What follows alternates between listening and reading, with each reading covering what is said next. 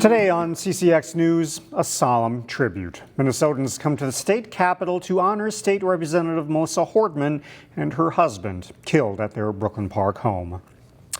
Thanks for joining us. Minnesotans honored Representative Melissa Hortman and her husband, Mark Hortman, who laid in state at the state capitol Friday. It was the public's final chance to say goodbye. Reporter Emily Haugen was there and joins us now with more. Emily? Here at the state capitol, history is made. Representative Melissa Hortman is the first woman to lie in state in Minnesota. She's there with her husband Mark and her dog Gilbert. Hundreds of people are lined outside here to honor her legacy. At the Capitol, everyone in line has a different reason to honor Melissa and Mark Hortman. She was a real advocate in Minnesota. She pushed a lot for the people who didn't have the voices to do so. Most of these visitors are people the two have never met, like Hannah and Isaac. But Melissa Hortman's work as a state representative profoundly impacted their lives. She was a big advocate for mental health stuff, and I'm really thankful for her funding. The loss is deep for everyone, including Genevieve Evers, who brought her daughter Mabel. I think it's important for the next generation to be able to see and understand what's happening right now in this point in history.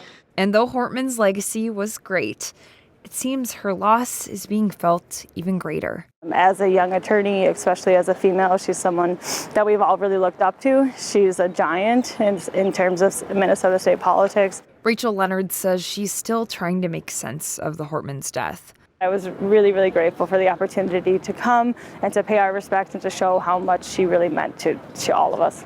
All of us, because Hortman's work touched all Minnesotans.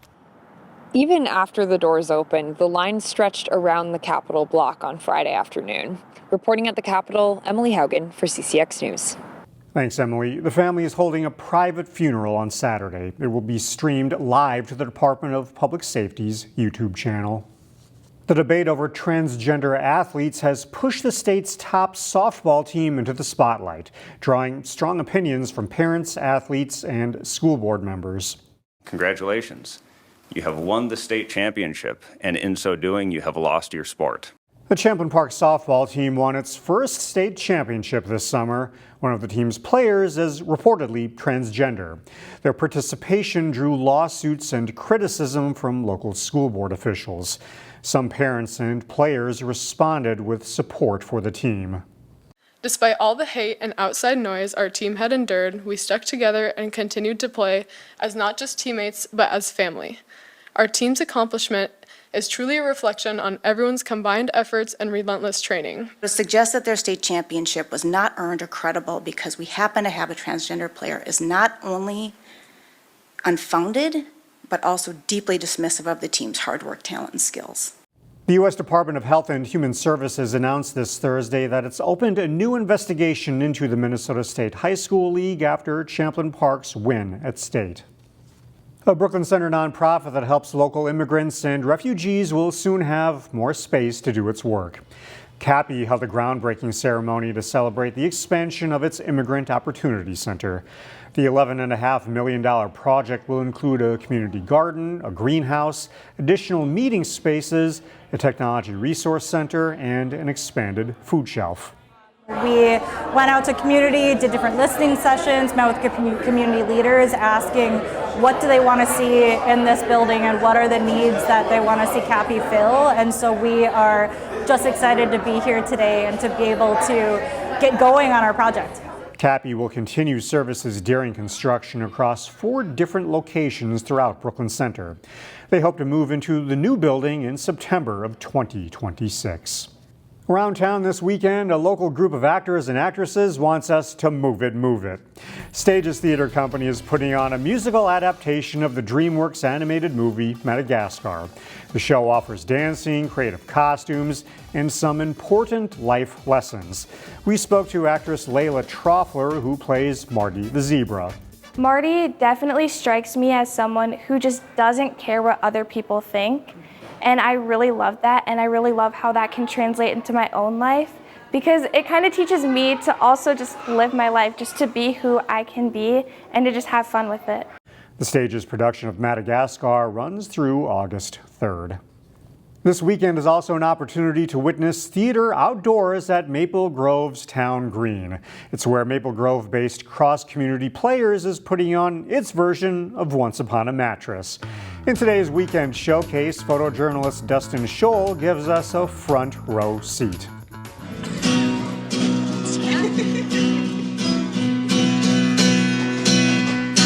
It's really fun to do the outside shows in the summer like this versus doing it in some dusty high school auditorium. For a princess is a delicate thing. It's essentially the story of The Princess and the Pea, but it's a little quirkier. It starts on a kingdom with a really controlling queen who just does not want her son to get married. Goodbye, good luck, and get out! How I think of it is like 1959 Shrek, where like they take like these fairy tale tropes and like turn them on the head. Oh, I liked her!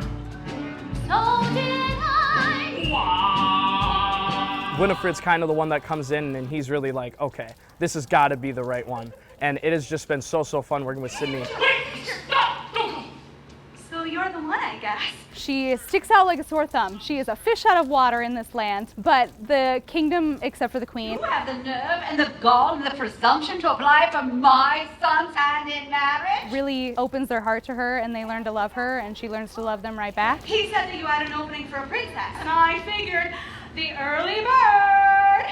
Oh! It's just a lot of good fun, and we are having like a blast on stage, and we really want everybody to leave here going, I had a good time. Even though it rained, or was hot, or was freezing, I still had a really good time.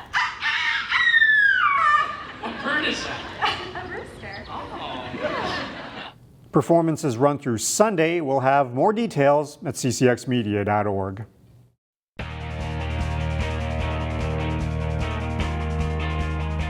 We'll start our CCX All-Area Baseball team with a superb group of pitchers. Wayzata's Noah Filer had a great senior season. The Mr. Baseball finalist was 7-0 with a 1.04 ERA and 50 strikeouts in 47 innings. The All-Minnesota and All-Star Series selection will pitch for Purdue. Champlin Park junior Evan Nordby got the ball in the big games for the Section 5 4A champion Rebels, winning their section final and state quarterfinal games. Nordby had 9 wins and a 1.56 ERA, striking out 61 in 63 innings. Senior Tommy Heifert helped lead Totino Grace back to the State Class 3A tournament, 1 year after he was the winning pitcher in the championship game. The Southwest Minnesota State commit was 4-1 with a 2.25 ERA and also hit .312 with 8 doubles, 2 homers, and 19 RBIs. Junior Evan O'Dwyer was at his best late in the season for Maple Grove, with 3 straight shutouts down the stretch that included a no-hitter.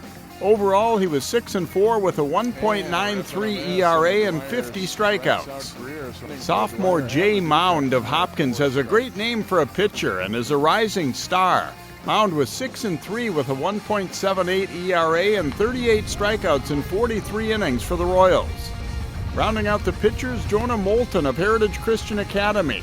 The senior, who also played first base, was 8-3 with a 1.30 ERA and 89 strikeouts in 53 innings for the Section 4A runner-up Eagles. Moulton also hit .466 with 9 doubles, 26 runs, and 18 RBIs. Our catchers include number 16 Wyatt Peterson of Hopkins.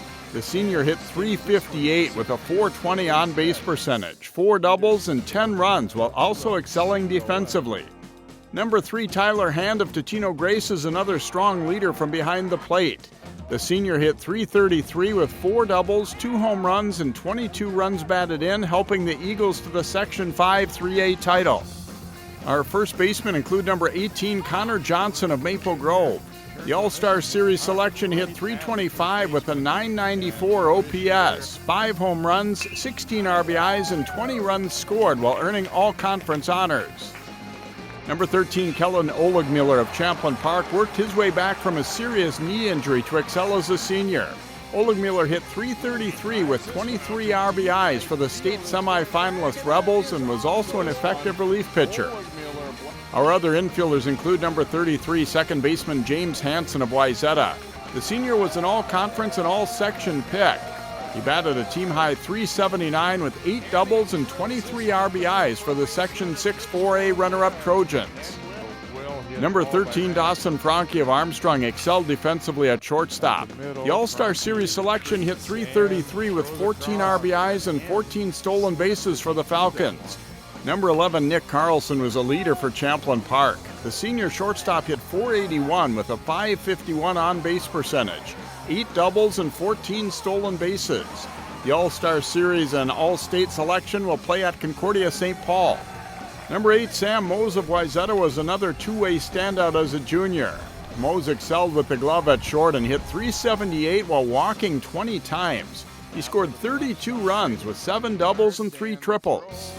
Number 3, Matthew Birkland of Wayzata had a strong junior season at third base. Birkland hit .357 with 6 doubles, 2 triples, 18 runs scored, and 19 RBIs. He's a Star Tribune All-Minnesota pick. Number 22, Adam Asen played a variety of spots for Park Center, Columbia Heights, Maranatha. The junior hit .354 with 22 runs scored and also struck out 47 batters in 33 innings as a pitcher for the Pirates. In the outfield, number 7, Gabriel Nathie of Providence Academy. The All-Star Series selection hit .390 with 27 runs, 4 doubles, 3 triples, 2 homers, 16 RBIs, and 27 stolen bases. There it is, the CCX All-Area Baseball team. These guys also had strong seasons. The honorable mention picks for baseball. Jay Wilcox, CCX Sports.